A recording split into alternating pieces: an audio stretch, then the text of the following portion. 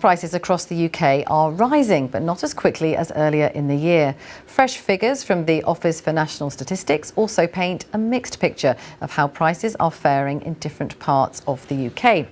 I'm joined by our reporter, Sebastian Chrispin, who is with me now. And what do these figures tell us about the property market in general?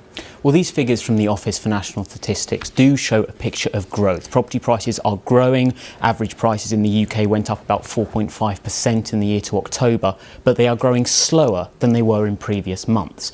I think what's interesting is if you break that national average down and look at what's happening on a more regional level, we might be able to show now what's happening in different parts of England. And there, when you look at a regional basis, you can see a really different spread of how property prices are performing. The East Midlands grew by about 7% in the year to October. South West also doing very well on about 6.8%. But right down at the bottom, London only growing by about 2.1%. Now, away from that graph, there's also a bit of a mixed picture when you look at it on a national level.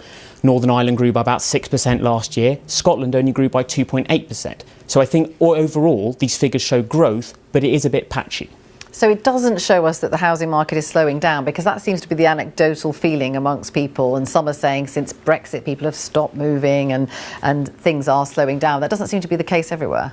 Well, I think if you look at the Office for National Statistics figures, there is a downward trend. As I say, the figures are down on last month and the previous month.